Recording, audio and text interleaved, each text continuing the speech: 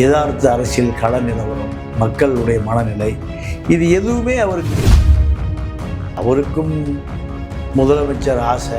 முதலமைச்சராகவே விஜய்க்கு பின்னணியில் யார் இருக்கா நீங்க பார்க்க? அப்போ 26 தேர்தல் என்பது விஜய்க்கு ஒரு 10% வாக்கு. இதுவரைக்கும் விஜய்க்கு செலவு செஞ்சது பூரா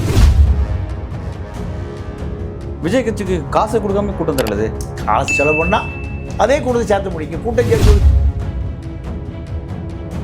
கூட்டணிக்கு விஜய் வருவாங்க. அப்படியா? ஆமாம். பாஜக எதிர்த்து தான் அரசியல் செய்கிறாரோ? எப்படியா? பாஜகவுடைய மாஸ்டர் பிளானே அது. கொள்கை இதையே கத்திரிக்காய் இவங்களுக்கு என்ன கொள்கை இருக்கு? சினிமா நடிகர்களுக்கும் அரசியல்வாதிகளுக்கும் கொள்கையாவது கத்திரிக்காயாவது. அதிகாரத்தை நோக்கி நகர்வுகளுக்காக எதை வேண்டுமானாலும் சொல்லுவார்கள். தமிழக அரசியலின் பல்வேறு திருப்பங்களை உங்களுடன் பகிர்ந்து வரும் நம்ம நியூஸ் ஃபோக்கஸ் தமிழ் சேனலை மறக்காமல் சப்ஸ்கிரைப் பண்ணி இணைந்திருங்கள்.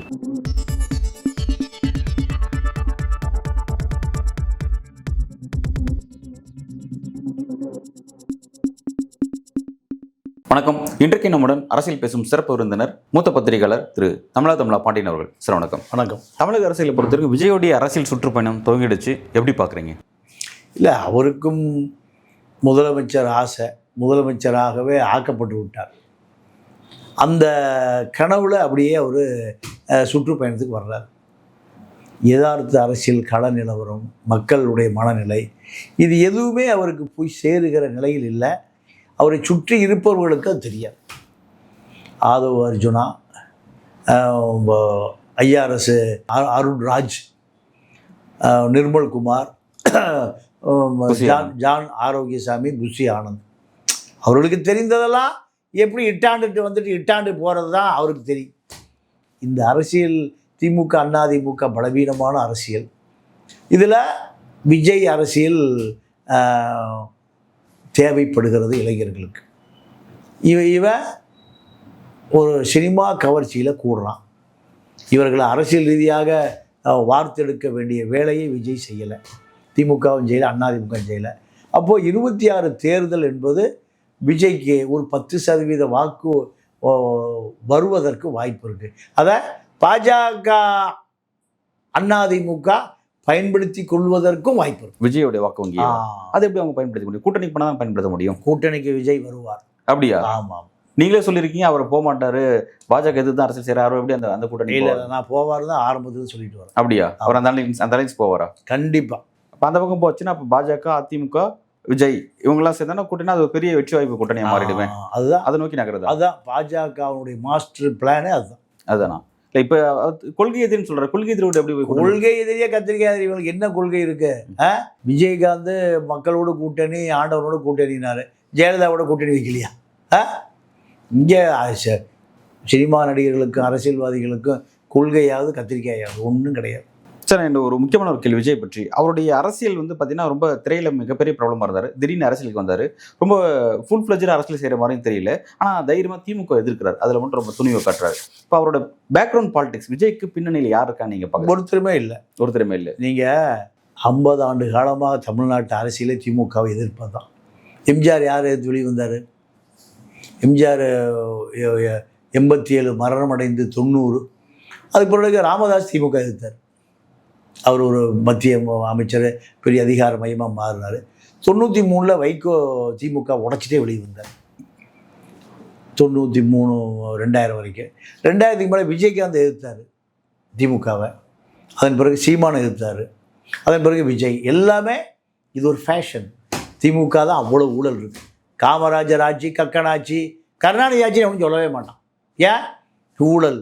அப்போது அது அரசியல் எதிர்த்து செய்வதற்கு இருக்கக்கூடிய ஒரே பிளாட்ஃபார்ம் திமுக தான். அதை விஜய் செய்கிறார். அதுதான் விஜயோட அரசியலாக இருக்குது. பின்னாடி இவ்வளோ பெரிய திமுக எதிர்க்கனா பண பலம் வேணும், மற்ற அதிகார பலம் வேணும். இந்த மாதிரியான பேக் பண்ண எப்படி? அவர் என்ன தெருவில் என்ன கத்திரிக்காய் கடையை போட்டிருந்தாரு? விஜய் என்ன தெருவில் ஏதாவது தள்ளுவண்டியில் இட்லி கடையை போட்டிருந்தாரு? திமுகங்கிறது பெரிய இன்ஸ்டிடியூஷன். ஆமாங்க. இவர் தனி நபர் தான். 1000 நாள் தனி நபர் தானே சார்? இல்லைங்க, அதாவது ஒரு படத்துக்கு 200 கோடி ரூபா வாங்குவது சாதாரண விஷயம் இல்லை. எவ்வளவு? 200 கோடி ரூபா வாங்குகிற ஒரு நடிகன் ஒரு சாதாரண விஷயம் இல்லை. அதுதான் அவருடைய தகுதி. தனிப்பட்ட இன்வெஸ்ட்மெண்ட் மட்டும் தான் இப்போ அரசியல் இன்வெஸ்ட் பண்ணுறாரு. தனிப்பட்ட அவர் சம்பாதிச்ச பணத்தை மட்டும் இன்வெஸ்ட் பண்ணுறாரு இந்த அரசியல். இல்லை, அவர் ஒரு பைசா இன்வெஸ்ட்மெண்ட் பண்ணுறது இல்லை. அப்புறம் நீங்கள் சொல்கிறீங்க 200 கோடி சம்பாதிக்கிறார், அது இன்வெஸ்ட் பண்ணுறாரு. இல்லை, சம்பாதிக்கிறான்னு சொல்லலாம், இன்வெஸ்ட் பண்ண நான் சொல்ல. அப்புறம் யார் அப்புறம் அரசியல் அவரோட அரசியலுக்கு யார் பணம் பேக் பண்ணிருக்காங்க? இப்போ இது வரைக்கும் விஜய்க்கு செலவு செஞ்சது பூரா ஆதவ அர்ஜுனா தான் பண்ணார். அவர் எப்படி சார் அவ்வளோ பெரிய பணத்தை? இல்லை, அவருக்கு பற்றி தெரியல. உங்களுக்கு அவரை பற்றியும் தெரியல, அரசியலும் தெரியல. அவருடைய மாமனார் 5 லட்சம் கோடிக்கு அதிபதி. யாரு தெரியல உங்களுக்கு? ஆதவ அர்ஜுனா அவர் சொல்றீங்களா? வேற யாரும் சொன்னேன். ஆதவ அர்ஜுனா இப்போதானே சார் கட்சியில் இணைந்தாரு. ஆமாங்க, கட்சியில் இணைவதற்கு முன்பு அவர் தான் செலவு பண்ணார்.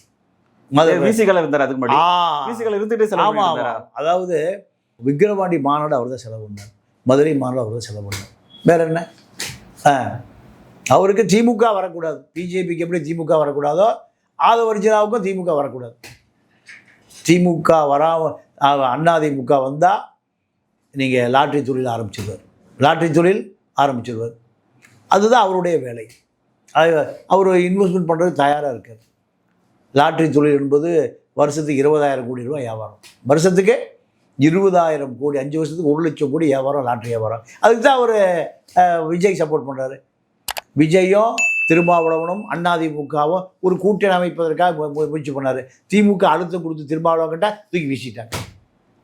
விஜய்க்கு மட்டும் இல்லை, நீங்கள் கட்சி ஆரம்பித்தாலும் உங்களுக்கு ஒரு 1 லட்சம் பேரை கூட்டம் முடிஞ்சோம்னா அதை ஒரு செலவு பண்ணுவார்.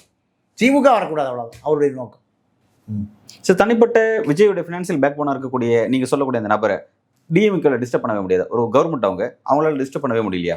முடியாமல் தானே இப்போ அவங்க ஏன்டா அவனை விட்டோம்னு இருக்காங்க. ஓ, அதை வச்சு மிஸ் பண்ணதுக்காக வருத்தப்படக்கூடிய இருக்காங்க. அந்த மாதிரி தான் இருக்குது அப்படின்னு பார்க்குறீங்க. இப்போ விஜயுடைய களத்தில் அவர் இறங்கி ஃபைட் பண்ணுறது அப்படிங்கிறது மக்களுக்கு அவருக்கு தொடர்பு இல்லாமல் இருந்துச்சு, கொஞ்சம் பெரிய கேப்பில் இருக்குது அப்படின்ற மாதிரி சொல்லப்பட்டுச்சு. இப்போ இந்த பயணத்தின் மூலமாக அந்த நெருக்கத்தை காட்டுற மாதிரி இருக்காரு. அது எப்படி நீங்கள் பார்க்குறீங்க? இல்லைங்க, அதாவது இந்த கூட்டம் எப்பவும் கூட தாங்க செய்யும். ஓகே, இந்த கூட்டம் எப்பவும் கூட தான். அவர் மக்கள் நெருங்கி வராமல் இருந்தால் தலையை காமிச்சா கூட்டம் கூடும். அது சினிமாக்காரனுக்கு உண்டான கிரேஸ். அது அவருக்கும் அதே கூட்டம் கூடுது, அவ்வளோ. இதுதான் அவர் மீது விமர்சனமாக இருந்துச்சு. நீங்கள் மக்கள் சந்திக்க மாட்டேங்கிறீங்க, களத்துக்கு வர மாட்டேங்கன்னு சொல்லிட்டு இருந்தாங்க. இப்போ அதை சரி பண்ணுற இடத்துக்கு அவர் வராரு. அதான் அந்த நகர்வு நீங்கள் எப்படி பார்க்குறீங்க? அந்த நகர்வு இல்லை, வந்து தான் ஆகணும். முதலமைச்சர் நாற்காலிக்கு ஆசைப்படுறவர் கேரவன் வேன்லேயே இருந்தால் எப்படி மக்கள் ஓட்டு போடுவான்? வெளியில் வந்து தான் ஆகணும். அதுக்காகத்தான் அவர் திருச்சியிலேருந்து ஆரம்பித்து சென்னை வரை வரப்போகிறார். தேர்தல் வருகிற போது எல்லா ஸ்டெண்டும் அரசியல்வாதி அடிக்கத்தானே செய்வோம். நீங்க சொல்றீங்க இவர் வந்து இந்த அலைன்ஸ்ல போய் என்டிஏல போய் இணைவாருன்னு நீங்க சொல்றீங்க. பட் வந்து அதிமுக ரொம்ப மோசம் விமர்சனம் பண்ணாரு. அதிமுக நீ பாஜக கைப்பாவையா மாறிடுச்சு அப்படின்ற மாதிரி விமர்சனம் பண்ணாரு. இவ்வளவு விமர்சனம் பண்ணிட்டு நாளைக்கு எப்படி போய் அதோட போய் இணைய முடியும்? அது எப்படி பாசிபிள் அப்படின்னு பாக்குறது? நீங்க கருணாநிதி பாஜகவை கடுமையாக விமர்சனம் பண்ணார். ஜெயலலிதா கவுத்துட்டு டெல்லியிலேருந்து சென்னை வந்தவர் ஓடி போய் மாமனும் மருமகனும் பாஜகவை ஆதரித்து ஆர்எஸ்எஸ்க்கு ஆதரவு தெரிவித்து திமுக தொண்டர் பிரச்சாரம் பண்ணணும்னு சொன்னார். நடக்கலையா? கருணாநிதியே சொல்லுகிற பொழுது விஜயெல்லாம் ஏமாத்திரம் ஒரு பெரிய விஷயமே இல்லை. அதிகாரத்தை நோக்கி நகர்வுகளுக்காக எதை வேண்டுமானாலும் சொல்லுவார்கள், எதை வேண்டுமானாலும் செய்வார்கள். அன்னைக்கு இருந்த பாஜக இன்னைக்கு இருக்க பாஜக எல்லாம் ஒரே பாஜக தான். எல்லாமே ஒரே பாஜக. சென்ட்ரல் அன்னைக்கு பாஜக பலவீனமாக இருந்துச்சு, இன்னைக்கு இந்த பாஜக ரொம்ப அசுர பலத்தோட இருக்குல்ல, மோடி தலைமையான பாஜக. அதாவது அரசியல் எப்பவுமே பலவீனமாக இருக்காது, எப்பவுமே பலமாக இருக்காது, மாறி மாறி தான் இருக்கும். இருந்தாலும் தமிழ்நாட்டு கள நிலவரம் என்பது பாஜகவுக்கு இங்கே களமே இல்லை. திமுக வந்து விடக்கூடாது. 2 விஷயம். பாஜகவை விஜயோடும் ஏடிஎம்கேவோடும் அத்தனை பேரோடும் இறங்கி போவதற்காக அவர்களுக்கு ஒரு வழியை அமைத்து கொடுக்கும். விஜயோட அரசியலால் திமுக டிஸ்டர்ப் ஆயிருக்கு நீங்கள் பார்க்குறீங்களா? கண்டிப்பாக டிஸ்டர்ப் ஆயிருக்கு. கண்டிப்பாக டிஸ்டர்ப் ஆயிருக்கு. அது பட் பெரிய அளவில் வந்து அவங்க டிஸ்டர்ப் பண்ண மாதிரி அந்த விஷயத்தை காட்டிக்க மாட்டேங்கிறாங்க. அரசியல் அப்படி தான் இருக்குது அவங்களோட விஷயம். நீங்கள் அது எப்படி எந்த அளவுக்கு டிஸ்டர்பன்ஸ் நீங்கள் பார்க்குறீங்க? அதாவது வாக்கு வங்கி கான்செப்ட் டிஎம்கோட வாக்கு வங்கி டிஸ்டர்ப் பண்ண போகிறாரு அப்படின்ற மாதிரியான ஒரு பயம் ஏற்பட்டிருக்கா? அல்லது எதனால் விஜய் மீதான அதிமுக பிஜேபி விஜய் கூட்டணி வந்துன்னா திமுக தோற்று போயிடும். இப்போ வரையும் வராமல் இருக்குது. ஆனால் அது வந்து கண்டிப்பாக வந்துடும். களம் அதை நோக்கி தான் நகர்றது நீங்கள் பார்க்குறீங்க. அதை தடுக்கிறதுக்கு நிறைய எஃபர்ட் போட்டுகிட்டே இருக்காங்க. பட் அந்த எஃபெக்ட்லாம் ஒன்றும் அது எஃபர்ட்டாக ஒன்றும் போடவே இல்லை. டிஎம்கே செய்யலைங்கிறீங்க? போடவே முடியாது. அதிமுக எப்படி தடை பண்ண முடியுமா? திமுக ஒருவேளை அவர் அங்கே போய் சேர்ந்துட்டாருன்னா பாஜக ஆட்சி வருவதற்கு ஒரு வகையில் இவரும் துணை புரிஞ்சிட்டாரு அப்படின்னா அது இவரோட அரசியல் எதிர்காலத்தையும் பெரிய பாதிக்கலாம் நாளைக்கு ஃபியூச்சர். இங்கே அப்படிலாம் இங்கே எவனுக்கு கொள்கையே தெரியாதுங்க. பாஜக நட்பு கட்சின்னு நினைக்கலாம். என்ன சார் தமிழ்நாட்டில்? ஆமாங்க, 40 தொகுதி திமுக வெற்றி பெறாங்க சார். ஆமாம், எப்படி ஓட்டு போட போகிற முஸ்லீம் தான் ஓட்டு போட்டான் 40 தொகுதி. ஆமாமா, நீங்கள் இல்லை முஸ்லீம் வந்து வாக்கு வங்கி அதிகமா இருக்கிற இடத்துல வேணா நீங்க வெற்றி பெறணும்னு சொல்லலாம். 40லயுமே வெற்றி பெறாங்க. மோடி எதிர்ப்புங்கிறது அவ்வளவு வலுவா இருக்கு இங்க கிரவுண்ட்ல. இல்லை அதாவது போன முறை 58% வாக்கு வங்கி, இந்த முறை 38 ஆகிப்போச்சு. எங்கே போச்சு? 45+ சார் திமுக கூட்டணி.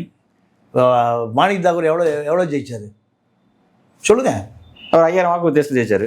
அப்புறம் இல்லை, ஒரு தொகுதி 2 தொகுதி அப்படிங்கிறது சார் கொஞ்சம் விஷம் தான். ஆளே செத்து போகிறான். ஒரு தொகுதியில் என்ன இவன் ஜெயிச்சிருப்பான். யார்? விஜயகாந்த் பையன் ஜெயிச்சிருப்பான். தமிழ் பிரபாகரன் ஜெயிச்சிருப்பான். கூட்டணியில் பலவீனமாக போயிட்டுருக்கு. கூட்டணியில் பலவீனமாக இருக்குது. திமுக கூட்டணி ஒரு காலத்தில் இருந்தது, இப்போ அது இல்லை. இப்போ உங்களோட பார்வையில் மோடி எதிர்ப்பு பாஜக எதிர்ப்புங்கிற தமிழ்நாட்டில் எதுவுமே இல்லை அப்படின்னு பார்க்குறீங்களா? மக்கள் அதை எடுத்துக்கல அப்படின்னு பார்க்குறீங்களா? அமித்ஷா மோடி வந்தாலும் கூட்டம் சேர்த்தணும்.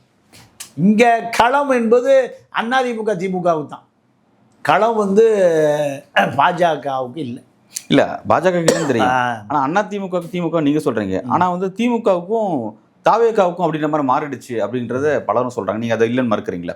இல்லைங்க, அதாவது ஓட்டு வாங்கி காமிச்சா ஏற்றுக்கலாம். கூட்டம் நீங்கள் 100 கோடி ரூபா செலவு பண்ணிங்கன்னா அதே கொடுத்து நீங்களும் சேர்த்த முடியும். 100 கோடி செலவு பண்ணால் அதே கொடுத்து சேர்த்த முடியும். இங்கே கூட்டம் சேர்த்துவது பெரிய விஷயமே இல்லை. 200 ரூபா கொடுத்தா எல்லா பயிலும் வருவான். 500 ரூபா கொடுத்தா அதே கும்பல் வரும். திமுகவுக்கு அதே கும்பல் வரும், அதிமுக அதே கும்பல் வரும், தாவேக்கு அதே 500 ரூபா கொடுத்தீங்கன்னா எல்லாம் லாரியில் ஏறிடுவான். லாரியில் இங்கே அரசியல் என்பது எப்படின்னு கேட்டிங்கன்னா, நீங்கள் 200 ரூபா 500 ரூபா குவார்ட்ரு காக்கா பிரியாணி கொடுத்தீங்கன்னா லாரியில் ஏறிடுவான். விஜய் கட்சிக்கு காசு கொடுக்காம கூட்டம் தரலது. காசு சார் எத்தனை கோடி செலவு பண்ணாங்கன்னு அது தெரியும் சார். காசு எல்லாம் கொடுத்தான். ராமதாஸ் கூட்டத்துமே காசு கொடுத்தான் கூட்டுறாரு. ஒரு காலத்தில் சும்மா வந்த கூட்டம் காசு. ராமதாஸ் போய் பெண்கள் பூம்புகார் மாநாட்டுக்கு மேல்மருவத்தூர் அன்பழகனை வர சொல்லி அப்பா கூட்டம் சேர்த்து பண்ணார். இல்லை, பாமக திமுக அதிமுக தெரிஞ்ச விஷயம் சார். ஆனால் வந்து விஜய்க்கு பொறுத்தவரைக்கும் அவர் ரசிகர்கள் தன்னை போல ஒரு கூட்டம் பணம் வண்டிக்கு கீழே பணம் கொடுத்துருக்காங்க. பணம் கொடுத்தா கூட்டம் சேர்ந்துருக்கு. அவருக்கு பணம் ஆமாம் ஆமாம். அப்போ அவர் ரசிகர்கள் தொண்டர்கள் அதெல்லாம் காசு கொடுத்து தான் வந்திருக்காங்க. எம்ஜிஆர் உயிரோடு இருந்த காலத்தில் கூட்டம் வந்தது. ஜெயலலிதா கூட அப்படி வரல. அதற்கு பிறகு எல்லாம் பணம் கொடுத்து தான் கூட்டுறாங்க. இப்போ விஜய்க்கும் அப்படி தான் போயிட்டு இருக்கு. கூட்டம் அப்படி தான் பார்த்துட்டு. ஆமாம். விஜயோட இம்பாக்ட் எப்படி பார்க்குறீங்க? 26 பொறுத்தவரைக்கும் என்ன இம்பாக்ட்? வாக்கு வங்கி தேர்தல் முடிந்த பிறகு தான் சொல்ல முடியும். ஒரு கற்பனையெல்லாம் சொல்ல முடியாது. விஜய் எவ்வளோ நிற்பாருன்னு நீங்கள் 26 தேர்தல் முடிந்து அரசியலில் தாக்கு பிடிக்கிறத பொறுத்த முடிவு பண்ண முடியும். நல்ல சார், அடுத்த கட்ட அரசியல் எதை நோக்கி நகர்றது பொறுத்திருந்து பார்க்கலாம். மிக்க நன்றி. நன்றி, வணக்கம்.